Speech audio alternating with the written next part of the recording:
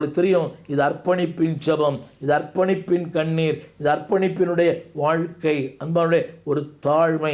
திரும்ப சொல்லுகிறேன், அவருடைய பாதங்களை முத்தம் செய்து பரிமள தைலத்தை பூசினால் நன்றாக கவனிக்க வேண்டும்.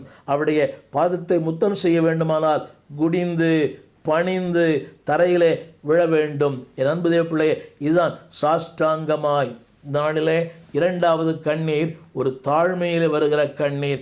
நான் என்னை எல்லாரும் பார்க்க வேண்டும், பிரபலமாக வேண்டும், அன்றைக்கு இப்படிப்பட்ட ஊடகங்களை வர வேண்டும். இல்லை, அப்படி விரும்பினால் முன்னாக நின்றிருப்பாள். திருமறை சொல்லுகிறது, அவள் அவருக்கு பின்னாக நின்று தன் தலைமையினாலே அவருடைய பாதங்களை துடைத்தாள்.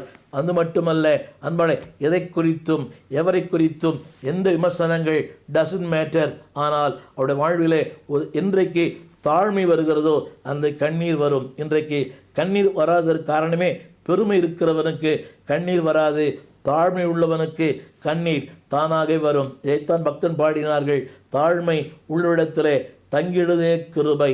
நாளிலே இரண்டாவது கண்ணீர், ஒரு பெண்ணின் கண்ணீர். யாழவள் பாவியானவள், உலகத்துக்கே தெரியும் பாவியானவள். ஆனால் ஒரு தாழ்மையோடு கூட தன் வாழ்க்கை உடைத்து அர்ப்பணித்த ஒரு அர்ப்பணிப்பின் கண்ணீர். மூன்றாவது இன்னொரு கண்ணீரை சொல்ல விரும்புகிறேன் அன்பானவர்களே, அது ஊழியத்தின் கண்ணீர், த டியர் ஆஃப் சர்வீஸ்.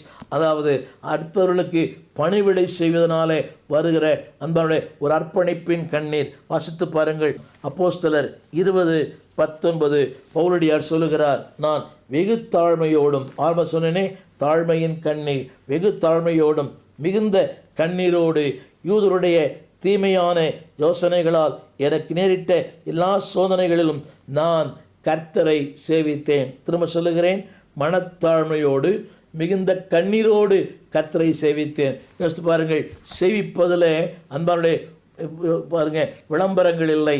சேவிப்பதில் தமிழ் வேதத்தில் சேவிப்பது, ஆங்கில வேதத்தில் சர்விங் த லார்ட். ஆண்டவருக்கு எப்படி ஊழியம் செய்தாராம்?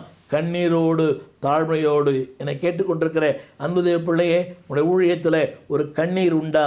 அந்த வசனம் சொல்லுகிறது, கண்ணீரோடு ஊழியம் செய்தேன். இதைத்தான் திருமறை சொல்லுகிறது, கண்ணீரோடு விதைக்கிறவன் கம்பீரத்தோடு அறுப்பான். இந்த நாளிலே என்னை கேட்டுக்கொண்டிருக்கிற அன்பு தேவ பிள்ளையே, அவனுடைய வாழ்க்கையில் உங்களுக்கும் எனக்கும் மிகப்பெரிய பாடம். அது என்னவென்றால் அன்பானுடைய serve the Lord with all humility and many tears.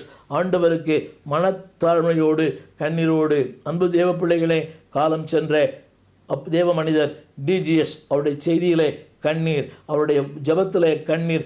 காரணம் என்னவென்றால் இது அவருக்கு பொருந்தும். கண்ணீரோடு நான்